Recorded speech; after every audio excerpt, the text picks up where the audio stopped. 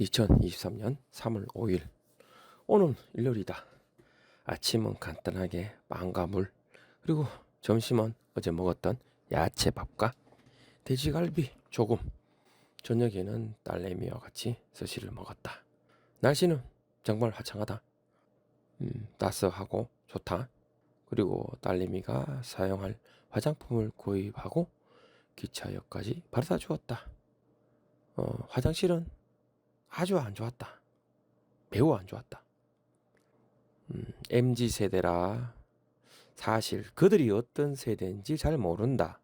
혹시나 나의 마지막 직장에서의 직원들이 그 MZ세대일 것이다.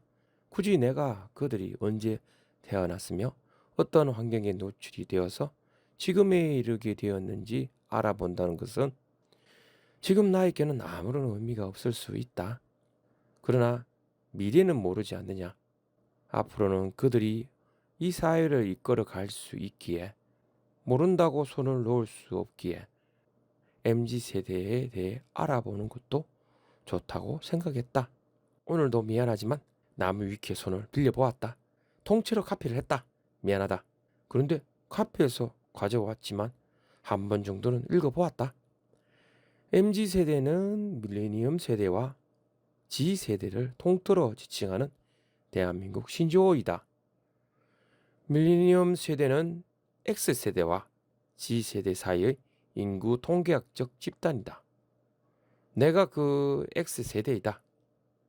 일반적으로 1981년부터 1996년까지 출생한 사람으로 정의한다. 정기 밀레니엄은 1981년에서 1988년이고 후계 밀레니엄은 1989년부터 1996년으로 구분하기도 한다. 대부분의 밀레니엄 세대는 베이비붐 세대와 초기 세대의 자녀들이다. 이렇게 보니 국제외환위기 전 20년부터 국제외환위기까지 태어난 자녀라고 보면 된다. 나이로 보면 많으면 나보다 30살 아래로 적게는 10살 정도로 보면 될 것 같다. 밀레니엄 세대는 전 세계적으로 출산율이 감소하는 시기에 태어났으며 이전 세대보다 더 적은 수의 자녀를 두고 있다. 밀레니엄 세대는 최초의 글로벌 세대이자 인터넷 시대에 성장한 첫 세대로 묘사되어 왔다. 이 세대는 일반적으로 인터넷, 모바일 장치 및 소셜 미디어의 사용 증가와 친숙함을 특징으로 들 수 있으며 이러한 이유로 디지털 원주민이라고 불려지기도 한다. 전 세계의 밀레니엄 세대는 직장 생활을 시작한 이후 상당한 경제적 혼란을 겪었다.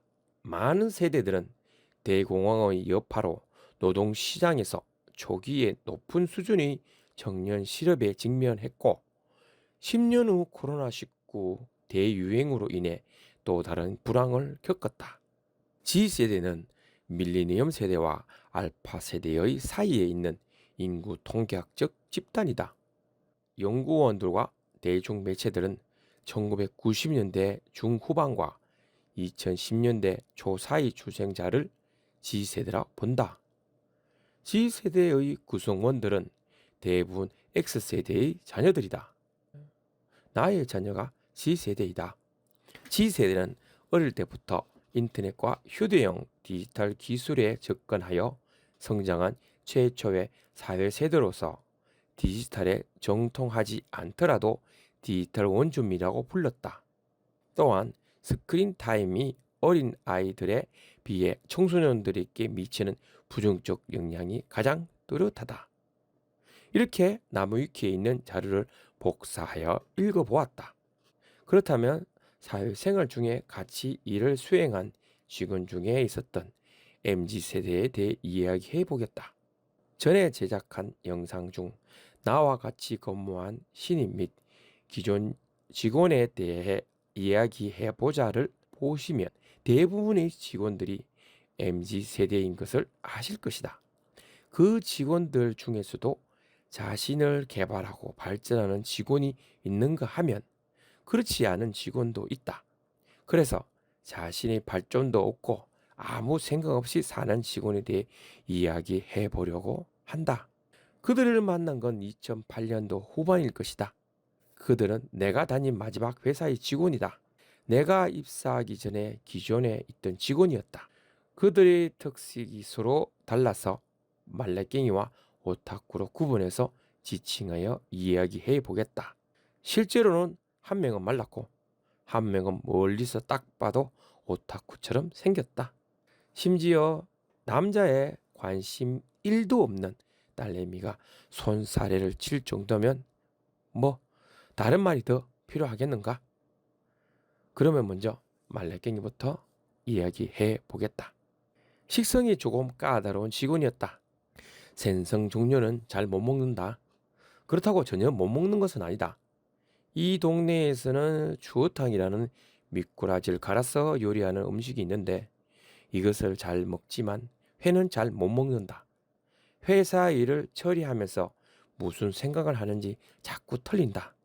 다시 수정해서 오라고 하면 수정을 해오지만 다른 것이 또 틀린다.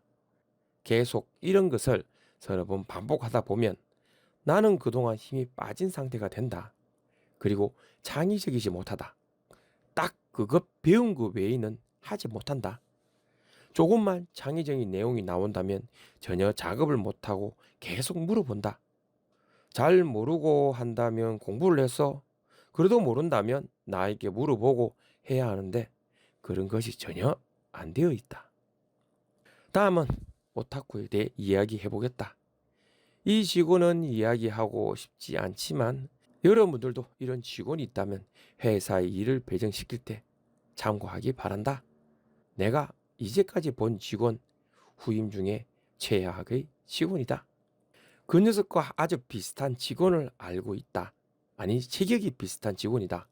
근데 그 직원은 매사의 일도 충실히 하고 일 처리가 깔끔하다.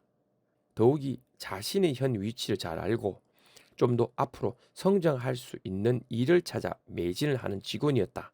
그런데 오타쿠, 그 직원은 일단 체격이 너무 나간다. 배는 살이 트고 작업을 하려고 쪼그려 앉으면 엉덩이와 배가 다 보인다. 그 정도로 자신의 관리가 전혀 안 되어 있고 안 한다. 안 되어 있으면 뭐라도 해야 하지 않느냐. 운동을 하든지 아니면 적게 먹든지. 그래도 저녁에는 식단 관리를 하는지 좀 적게는 먹는 편이지만 그렇다고 그 살들이 어디에 가진 않는다. 그렇다고 내가 체형을 비하하는 건 아니다. 절대로 비하하는 건 아니다. 앞에서도 말을 했지만 그 체형을 커버할 수 있는 다른 것을 만들어야 하는데 그것도 안 되어 있어서 이렇게 말을 하는 것이다. 처음에 그를 보았을 때는 몸에 냄새도 났었다. 처음에는 나한테서 나는 냄새라고 생각을 하였지만 조금 있으니 그 직원에게서 나는 냄새는 것을 느낄 수 있었다. 그래서 한 번은 내가 조용하게 불러서 그 얘기를 했고 얼마 정도 있으니 그런 냄새는 나지 않았다. 결국은 자신이 관리이다. 적어도 다른 사람들에게 혐오감을 주지 말아야 하지 않는가. 다른 사람들과 일을 하면서 민폐는 주지 말아야 하지 않은가. 그리고 건강에 문제가 없다면 운동을 하여 관리를 한다는 것 자체가 이미 자기 개발의 시작이지 않는가. 이러한 여러 가지가 필요한 직원이었다. 그렇다고 일 처리를 잘한다면 하나라도 인정을 하겠지만 일 처리 또한 거북이 걸음처럼 굼뜨고 해놓은 일도 다 엉망이다. 하라는 일은 하지 않고 자기 마음 내키는 대로 하여 하나도 맞지가 않는다. 심지어 데이터를 무분별하게 카피하여 순서도 엉망이고 앞과 뒤의 자료가 달라서 다시 해야 하는 것이 허다하였다. 이렇게 자신이 아니다라고 생각을 한다면 집에서도 좀 더 나아지기 위해 노력을 해야 하는데 집에서도 그냥 잔다고 한다. 참, 아무런 생각이 없다. 할 말이 없고 더 충격적인 것은 그 직원들은 다 못소리라는 것이다. 당연하다. 당연한 결과이다. 내가 알고 있는 MZ세대가 그들일까? 아닐 것이다. 단지 일부일 것이다. 제발 그래야 한다. 저들이 MZ세대의 표본이라면 대한민국은 망하게 된다. 제발 아니길 바란다. 늦었다. 자, 10시다. 다음에 이야기하고 내일 다시 보자.